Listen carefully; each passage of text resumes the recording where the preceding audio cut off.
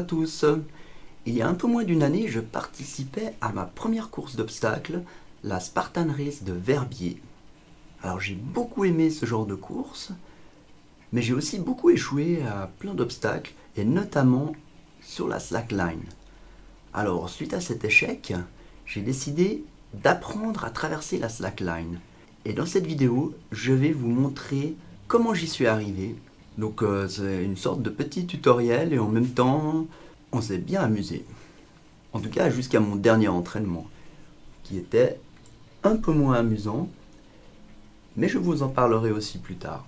Alors tout d'abord, voici notre tout premier entraînement, quelques jours après la Spartan Race.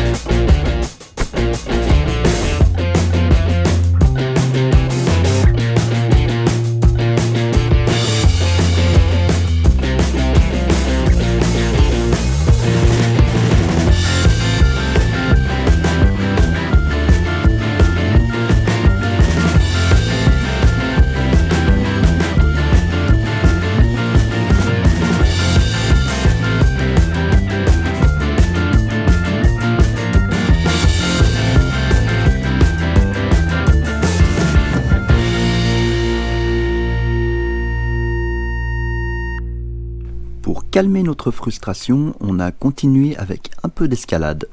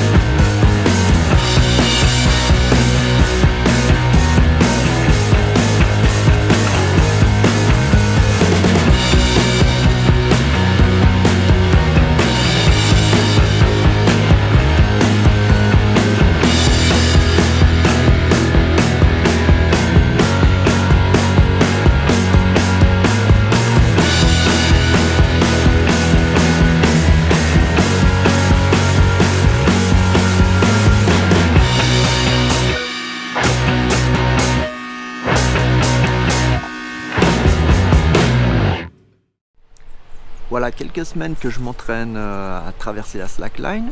J'y arrive toujours pas, mais j'ai fait des bons progrès. En tout cas, au début, je progressais vite. Maintenant, je progresse un peu moins vite. Il faudra probablement que je m'entraîne un petit peu plus les prochaines semaines. Jusqu'à maintenant, je faisais 1 à 2 entraînements par semaine d'une durée de 15 à 20 minutes. Donc, je pense que c'est pas assez pour réussir.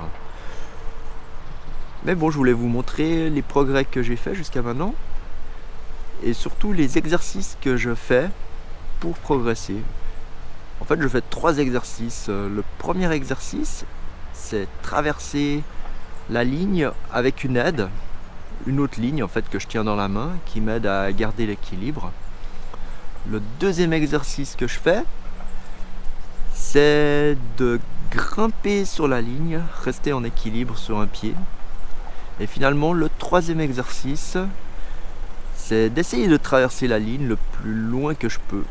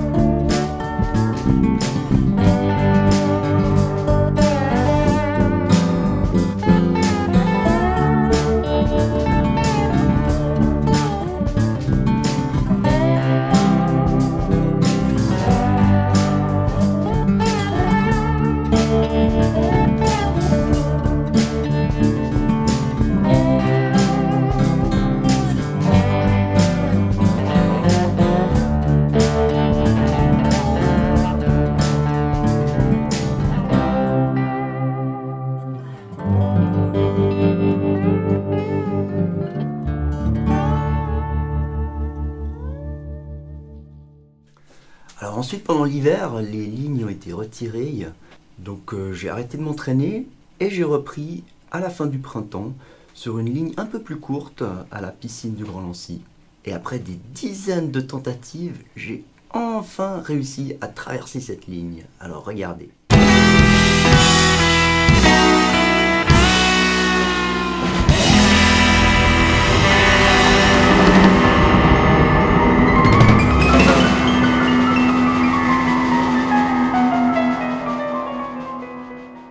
Alors la prochaine étape de ma préparation, c'est tout d'abord guérir de ma main et ensuite apprendre à traverser une slackline plus longue. Et aussi à traverser une slackline avec les chaussures de trail, celles que j'utiliserai en compétition. Alors, comment est-ce que j'ai réussi à me faire ceci sur une slackline? A priori, c'est pas si dangereux une slackline. On perd l'équilibre, on tombe à côté, on reste debout. Mais pour moi, ça s'est pas passé comme ça. Lors de mon dernier entraînement, j'avais un peu de sable sous les pieds. Mon pied a glissé. J'ai essayé de sauter de la ligne pour retomber sur mes pieds. Mais le deuxième pied a aussi glissé et je suis tombé à plat comme une crêpe sur la ligne. J'ai essayé de me rattraper avec une main, Mais voilà, je suis quand même tombé par terre sur mon poignet. Et donc mes ligaments ont été arrachés avec un arrachement osseux aussi. C'est pas une très jolie blessure, mais je suis optimiste, ça devrait guérir assez vite. Alors en essayant pendant des dizaines et des dizaines de fois de franchir cette ligne, j'ai découvert en fait certains principes qui sont importants et qui peuvent vous aider à vous aussi franchir une slackline.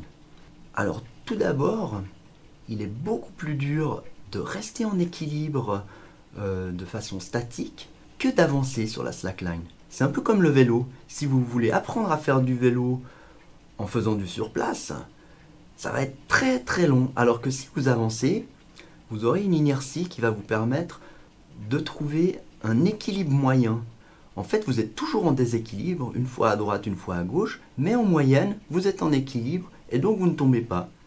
Un autre point que j'ai remarqué, c'est que la slackline se balance de droite à gauche et que si vous êtes en train de tomber à droite, il vous suffit d'attendre que la slackline bascule à droite pour donner un petit coup qui va vous repousser sur la gauche et donc vous remettre au centre. Et pareil, si vous perdez l'équilibre vers la gauche, vous attendez que la slackline bascule à gauche, vous donnez un petit coup, hop, et vous vous rééquilibrez. Un troisième point que j'ai remarqué, c'est que si vous appuyez sur la slackline, vous allez provoquer une ondulation verticale, donc de bas en haut, et cette ondulation va réduire l'ondulation latérale, qui est la cause de votre déséquilibre. Donc provoquez une ondulation verticale afin de réduire le déséquilibre de l'ondulation latérale. Ça vous aidera beaucoup. Finalement, la slackline, c'est pas si compliqué. C'est un peu comme apprendre à faire du vélo quand on est enfant. Ça prend du temps, on a l'impression qu'on n'y arrivera jamais au début. Mais une fois qu'on sait en faire, eh ben voilà, ça se passe assez bien. Donc je vous encourage à apprendre. Ça vous épargnera 30 burpees à votre prochaine Spartan Race. N'oubliez pas de vous abonner à la chaîne, de liker la vidéo si vous avez aimé, de partager si vous pensez que d'autres personnes seraient intéressées par ce contenu. Et je vous dis à très bientôt pour de nouvelles aventures.